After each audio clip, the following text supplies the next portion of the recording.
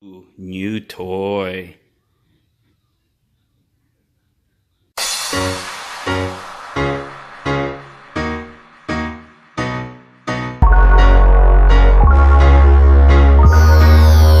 What's going on, guys? Thank you for joining me on another video. Today I'm working on a brand new toy. It's an Echo pole saw telescopic PPT-2620H.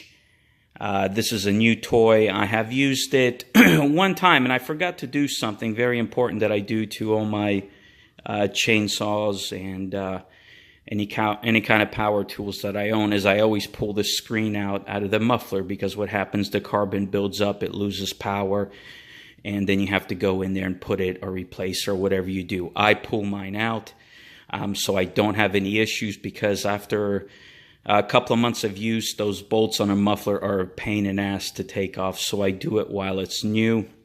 Some people disagree with it, so I pull my screens out. You may replace them, whatever, that's your opinion. So today I'm going to show you how to take this apart on this it's a redesigned casing of the pole saw, the telescopic one. And I have a question. Anybody that's been around Echo saws, or maybe you work for them, why is it when I hang my pole saw, because I hang it vertically off the rafter, and it hangs down where I can just grab it quick when I need it here in the shop, but why does it always leak the bar oil? See that? It always leaks a little bit of bar oil out of the reservoir there. Why does it do that? I mean, it's tightly closed, and I still get some oil. Brand new saw. And as the time goes by, as months go by, it just gets worse and worse. And if the saw's hanging for like 2-3 days, I have almost a freaking puddle underneath it. So yeah, if anybody knows, let me know on that. But let's get to it.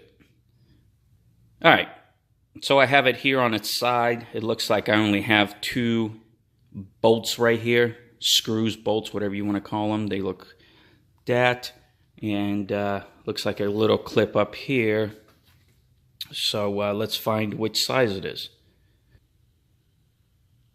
All right, so it's 27.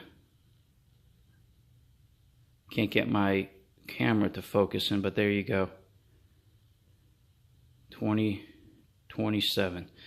All right, so what I'm going to do now is loosen the bolts and continue videoing. Okay, so I just got my 2 bolts out. One here facing the front of the saw, and one right here above the fuel tank. Alright, so this should come off now. Alright, there he goes. Just pops right off. There's a clip, it holds that on. Alright, so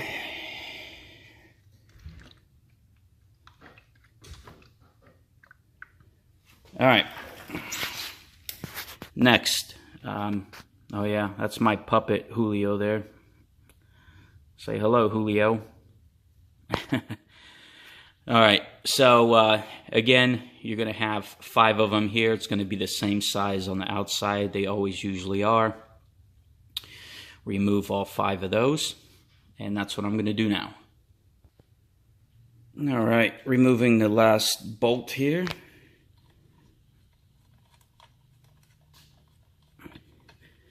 And usually the screen just falls down. It's behind this little deflector for the muffler. Alright, so there's the screen.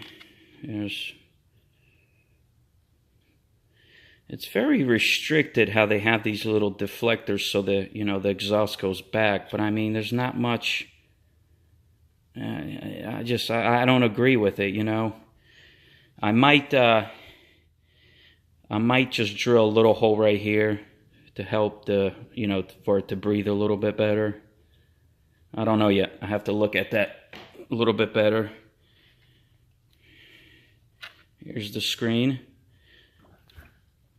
This is what usually gets a lot of carbon buildup. You lose power, then you have to take it into the shop if you don't know what's going on. Then you're going to end up with a $100 bill or more because they're going to put a new spark plug, new air filter, all kinds of bullshit that you can do yourself just for this little piece here. Yeah, that's what I take out. Oh shit, wow. Okay, so as you could see in here, this is new. I have never seen another one in the actual muffler like that.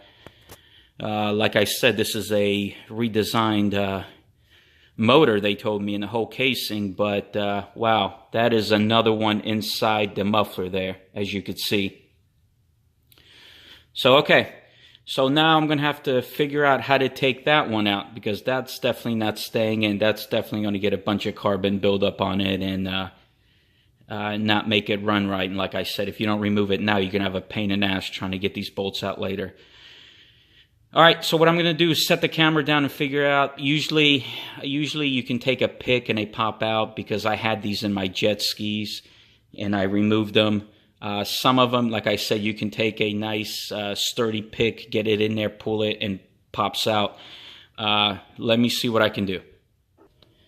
Okay, so what I ended up doing is pulling the whole muffler, and the only thing you have to do is take out these two bolts up here, same size. And I was hoping I could get from the back, but I guess not. It's all a sealed system, so I'm lost here. I don't know. I don't know. It's not coming out. I tried picking it, and it's not coming out. So let me see what I can get done here, and I'll continue videoing. So here I am with my dissected muffler. I just washed it out to get all the debris out of there. You want to make sure you get all the shavings out and everything. You don't have anything in there. But after spending about an hour and a half trying to figure this out, it's not happening. There's no nice way to remove that honeycomb. My first attempt is I came with a Dremel here, widened this a little bit, got my Dremel in there, and I was going to chop off the neck of it, as you could see. Let me see. Right here, I came in with the Dremel. I was going to chop the neck off there, take it all the way across. What I found out is the actual honeycomb that's in here, in the hole, goes all the way down to the bottom, about 2 inches of it. So I stopped, because there was no way in hell, even just chopping the neck off, it wasn't going to help it. So next, what I did is I took the Dremel here, took a little piece off here, which is not going to affect it because the gasket covers it, and the little deflector here. So here it is. Let me see. As you can see here, boom, I still have all my bolts. Here's a little exhaust deflector, boom, can't see anything, nothing's going to leak out. There you go. So I made myself a little bit more room and found the biggest drill bit I had. Now, word of advice, make sure you have good drill bits. I was using a titanium coated drill bit because it was heating up really bad. That's a tough booger to get out. It's really tough.